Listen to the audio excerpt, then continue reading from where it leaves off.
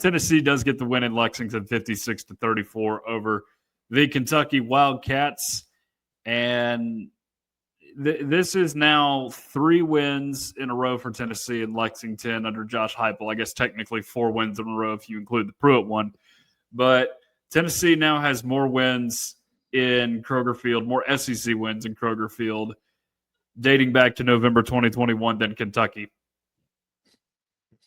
Tennessee's got 3 of them. Kentucky only has 2, which are Mississippi State in 2022 and then Florida in 2023.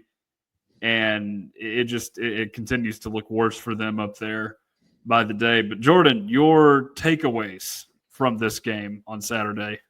Well, the offense was humming. I mean, the passing attack was full-fledged there. I mean, Joey Aguilar had his best day in a volunteer uniform, nearly going for 400 yards, like I think 4 yards shy of it. All the wide receivers sharing the wealth, like 3 receivers going for 100 yards. You don't see that every day. So that was an impressive performance by them. But of course, like once again, every single week, please make me stop saying it, Tennessee. Please stop with the defense because I'm tired of mentioning it. But yeah, the defense looked horrendous, unfortunately. Really not much to say about it because we talk about it every single week. But I mean, getting torched by a former 3-star quarterback that started the year as a backup. And not only that, he was a freshman and throwing for 300 yards. That is absolutely something that Tennessee should never allow to happen. But we saw it before UAB. I mean, Jalen Kitna torched Tennessee, statistically speaking. You just don't like seeing it from the defense. But overall, I mean, like you win, you'll be happy. And Tennessee gets to keep their college football playoff hopes alive. So that's my biggest takeaway. Yeah. There's some good and there's some bad in this game for sure.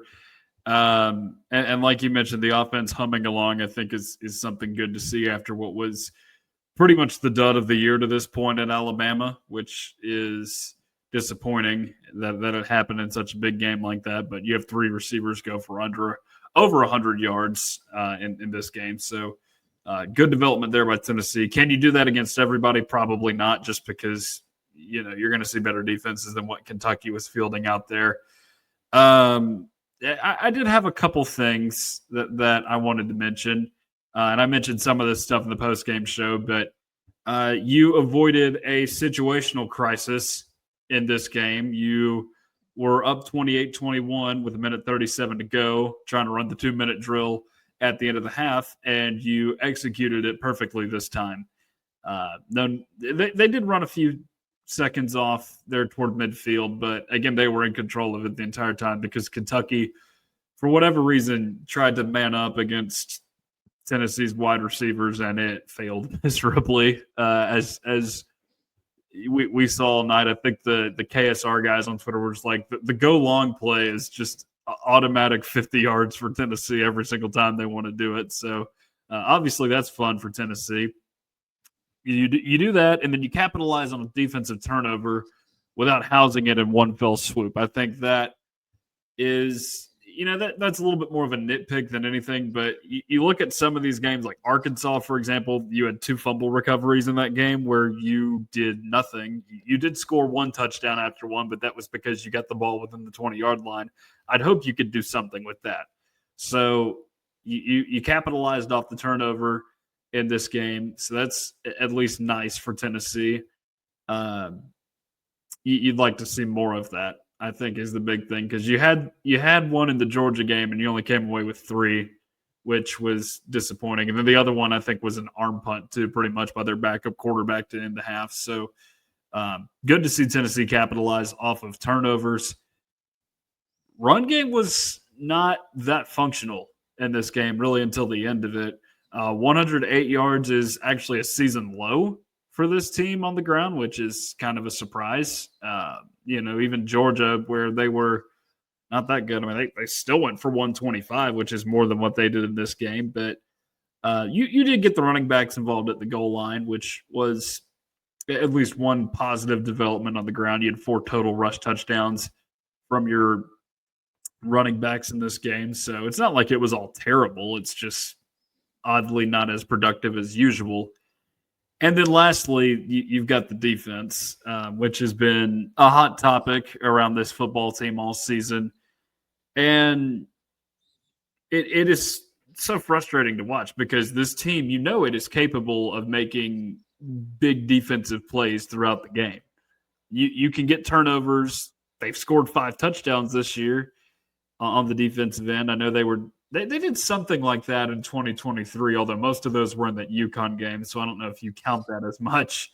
But no, Tennessee's done that against most of the Power 4 teams it's faced this year. Well, they've compiled those against most of the Power 4 teams, I should say, because the only one that wasn't was the Beasley scoop and score against, who was it, UAB? Yeah, I think so.